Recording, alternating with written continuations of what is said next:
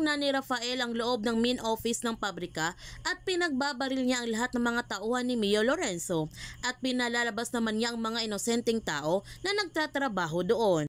Noong namatay na ang lahat ng mga tauhan ni Mio Lorenzo sa loob ng pabrika, sinunog agad ni Rafael ang lahat ng mga droga upang matigil ng illegal na negosyo ni Mayor Lorenzo. Ngunit may dalawang lalaki ang dumating sa loob at pinagsusuntok nila si Rafael. Lumaban naman si Rafael at napatay niya ang isang lalaki, pero hinampas naman siya sa ulo ng isang lalaki at napatumba naman ito ni Rafael. Dahil sa matinding paghampas sa ulo ni Rafael, bigla na lamang siya nahihilo nito at hindi na rin siya makahinga dahil sa matinding usok. Buti na lamang dumating si Moises at nagmamadali silang lumabas sa pabrika.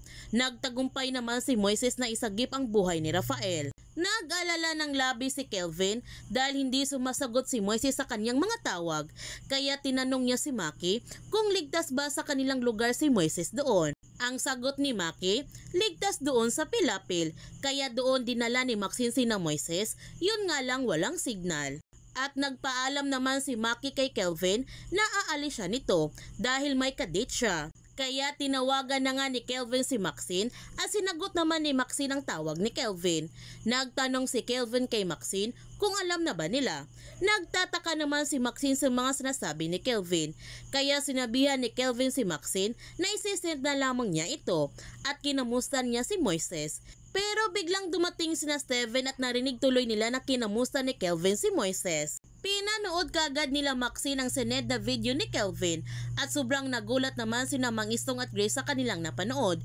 Hindi sila makapaniwala sa kanilang nalaman. Samantala, hindi naman nagpapahalata si Kelvin sa kanyang mga kabrad na alam niyang kinaroonan ni Moises. Sinabi lamang ni Kelvin na kinamusta lamang niya si Moises sa kapatid nito na si Grace dahil sa balita kung totoo ba ito. Ngunit hindi sila naniniwala sa mga sinasabi ni Kelvin.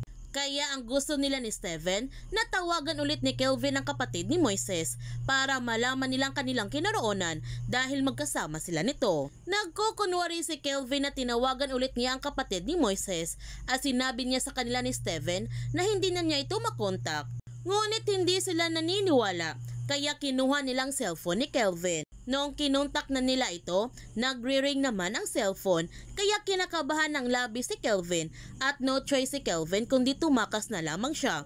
Kinuha niya kaagad ang kanyang cellphone at tumakbo siya nito ng mabilis. Pero naabutan naman si Kelvin at pinagsusuntok siya nito ng gusto at hinahanap ang kanyang cellphone. Nung nawala ng malay si Kelvin ay iniwan naman siya ng kanyang mga kabrad. Nagtagumpay naman sina Rafael at Moises na makalabas sa pabrika at inalalayan ni Moises si Rafael dahil nahihirapan itong maglakad. Pero sinusundan sila ng mga tauhan ni Mayor Lorenzo at pinagbabaril naman ito ni Matias. Ngunit hindi madali ang kanilang pagtakas dahil hindi sila nilubayan ng mga tauhan ni Mayor Lorenzo hanggang naubos na nga ang bala ni Matias. Sinabihan ni Moises sina Rafael at Matias na mauna na lamang sila dahil siya nang bahala sa mga tauhan ni Mayor Lorenzo. Habang nakikipagbarilan si Moises sa mga tauhan ni Mayor Lorenzo ay nahuli naman siya nito. Gusto sana iligtas ni Rafael ang kanyang anak ngunit pinigilan siya ni Matias dahil wala silang laban sa dami ng mga tauhan ni Mayor Lorenzo. Gayunpaman, nag-alala ng labis si Mang Istong kung nasaan na si Moises ngayon. Nagtanong si Maxine kung paano nila sasabihin kay Moises ang tungkol sa balita. Ang sabi ni Grace, pero hindi nila alam kung totoo ba ito.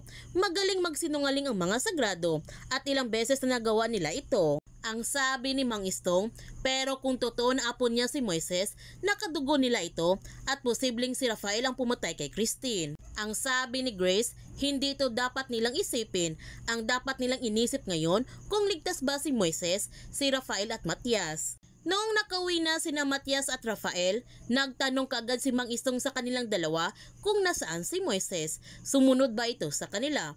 Yumango lamang ang tugon ni Rafael. Pinagalitan ni Mang Istong si Rafael dahil pinabayaan niya si Moises at nagtanong siya kay Rafael kung alam ba niya na anak niya si Moises. Yumango lang din ang tugon ni Rafael. Nang dahil sa matinding galit ni Mang Istong kay Rafael, kaya sinuntok niya ito at sinabihan niya si Rafael na kasalanan niya ang lahat na ito. Maililigtas pa kaya ni Rafael ang kanyang anak? Yan ang ating abangan sa Pamilya Sagrado.